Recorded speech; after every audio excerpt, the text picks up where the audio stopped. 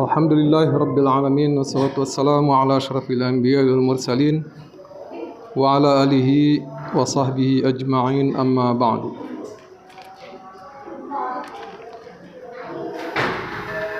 Alhamdulillah, kita sudah melewati hari-hari puasa kita dengan mudah-mudahan dengan sebaik-baiknya, sehingga kita mendapatkan hasil terbaik, yakni menjadi hambanya yang bertakwa.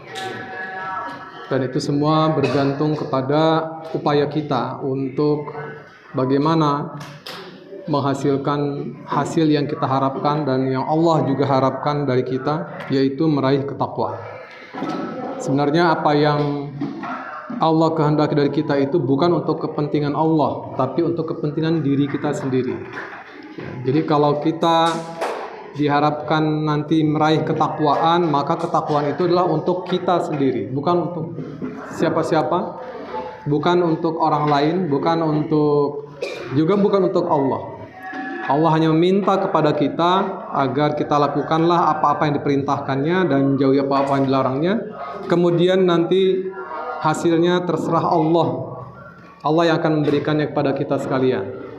Nah, untuk bisa menghasilkan itu tentu saja kita harus betul-betul bersungguh-sungguh, ya, menjadikan Ramadan ini adalah sebagai Ramadan terbaik bagi kita untuk menghasilkan ketakwaan. Ini masih seri iman yang hidup pada diri kita, yang harus hidup pada diri kita, yaitu bahwa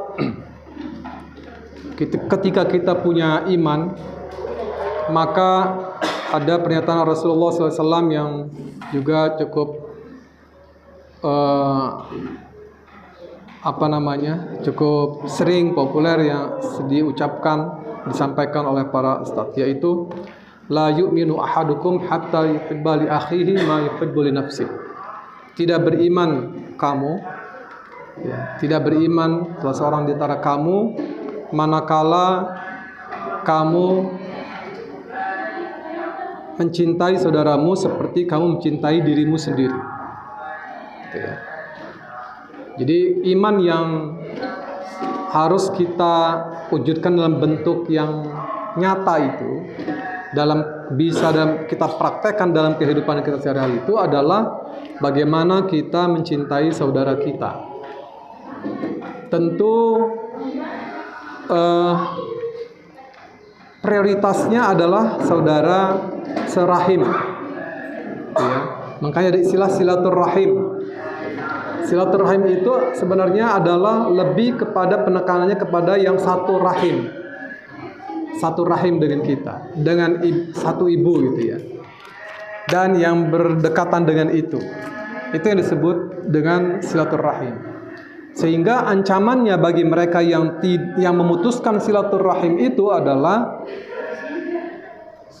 Allah akan menggolongkannya kepada kaum yang fasik, ya, menggolongkannya kepada kaum yang fasik, yaitu orang yang dia mengerti bahwa ada perintah ini tapi kemudian diabaikan.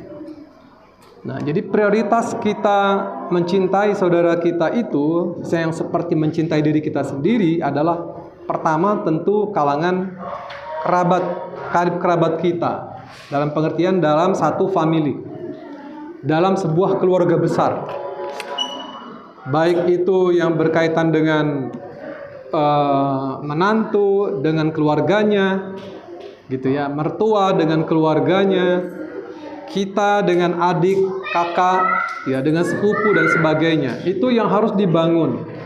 Itu yang harus memiliki semangat untuk bahwa kita itu mencintai mereka seperti mencintai diri kita sendiri. Sehingga ancamannya la yu'minu, tidak beriman kamu, kata Rasulullah. Jadi itu sebabnya mengapa ketika kita memutuskan tali silaturahim dengan saudara kita sendiri, ancamannya cukup berat. Tidak akan diterima semua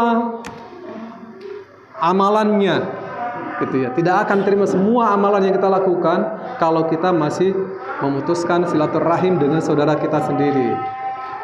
gitu ya. Dalam sebuah kisah di zaman Nabi Musa itu pernah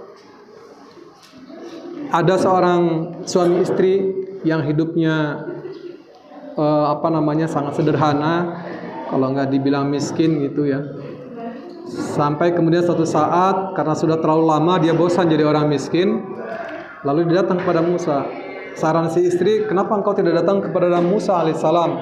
Bukankah dia bisa bicara langsung sama Allah, lalu minta tolong mendoakan kita agar kita menjadi memiliki hidup layak sebagaimana mestinya, tidak seperti sekarang ini ya, miskin miskinnya keterlaluan gitu. Kemudian langsunglah kedua suami istri datang kepada Nabi Musa. Tolong suaranya, hai. Suara siapa itu?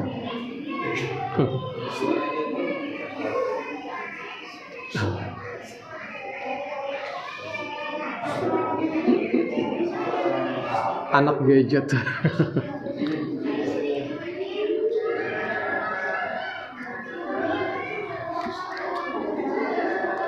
Iya, jadi datanglah dua suami istri bertemu dengan Nabi Musa alaihissalam, lalu minta, ya wahai Musa, tolonglah doakan kami agar kami keluar dari kemiskinan ini. Gitu. Maka setelah bicara panjang lebar, lalu Musa mendoakan mereka.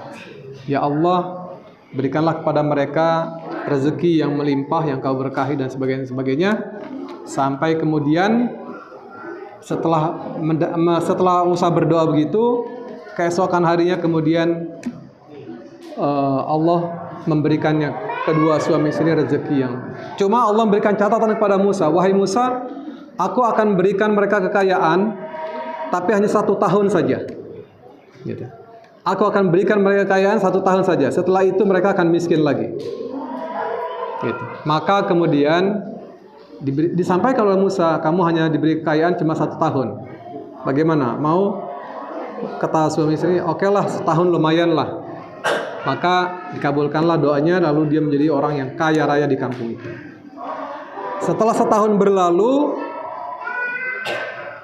Musa melihat, mengamati gitu ya. Loh, kok nggak jadi miskin? Gitu ya. Nggak jadi miskin.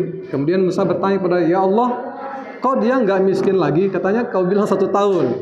Gitu ya. Musa ini nabi yang bisa berbicara dengan Allah langsung. Kata Allah apa? Coba engkau perhatikan apa yang dilakukannya dengan hartanya itu. Maka kemudian Musa memperhatikan, mengamati. Ternyata dia tidak menikmati kekayaannya itu sendiri, tapi dia bagikan kepada saudara-saudaranya yang miskin dan tetangga-tetangganya yang miskin. Karena itulah maka kemudian Allah menambah lagi kekayaannya. Gitu. Hingga terus sampai bertahun-tahun. Jadi selama suami istri ini bersedekah, terutama kepada keluarganya, maka selama itu Allah terus menambahkan rezeki kepadanya. Itu ya. Jadi betapa ketika kita memperhatikan saudara kita yang kekurangan, itu tidak akan membuat kita miskin. Justru akan semakin membuat kita kaya. Dan ini sudah dibuktikan dalam sebuah kisah yang cukup populer, sering disampaikan oleh para penceramah itu. Nah, jadi oleh karenanya, ma'asyiral muslimin wal muslimat rahimakumullah,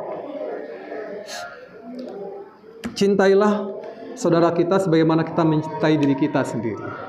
Memang tidak mudah, tetapi kalau kita mulai dari dalam lingkungan keluarga kita sendiri, saya kira tidak terlalu sulit, walaupun memang berat tantangannya.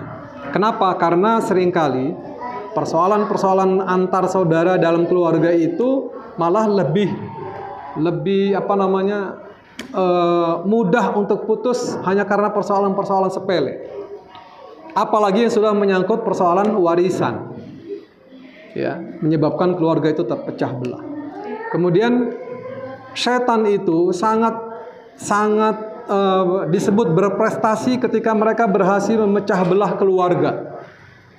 Ya, suami dengan istrinya pecah, anak dengan kedua orang tuanya pecah, kakak dengan adiknya pecah. Itu prestasi tertinggi setan itu. Ya. Memiliki tempat yang khusus di sisi raja setan buat anak buahnya yang memiliki prestasi seperti itu. Jadi oleh karenanya mari kita bangun ya semangat bersaudara itu. Ya, di bulan Ramadan ini kita diberikan pelajaran sangat penting bahwa hendaklah kita memiliki sensitivitas, ya, membangun sensitivitas, membangun kepekaan terhadap persoalan-persoalan yang terjadi di sekeliling kita, bukan hanya mikirin diri kita sendiri, gitu ya. Meskipun kita termasuk orang yang susah barangkali, tetapi ketika kita selalu berbagi, maka insya Allah kita akan diangkat terus oleh Allah derajatnya, baik secara materi maupun secara rohani. Nah, inilah yang harus kita bangun bersama-sama. Apalagi dalam Al-Quran juga disebutkan innamal mu'minuna ikhwatun fa aslihu baina akhawaikum. Sungguhnya hanya saja gitu ya, orang yang beriman itu bersaudara. Tidak ada hal-hal lain, bahwa orang beriman itu pasti harusnya bersaudara. Gitu ya. Itu kalimatnya kenapa diawali dengan innama. Ya. Jadi betapa pentingnya menjalin persaudaraan di antara sesama mukmin itu. Nah, dalam masyarakat mukmin itu tidak boleh harus saling sikut, saling dengki, saling iri, atau saling menyombongkan diri.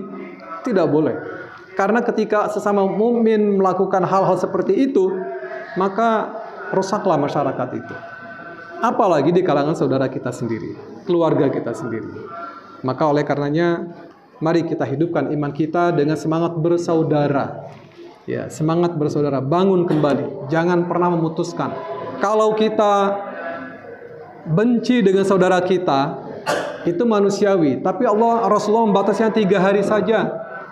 Kalau kita ingin membenci saudara kita 3 hari saja, setelah itu baikan.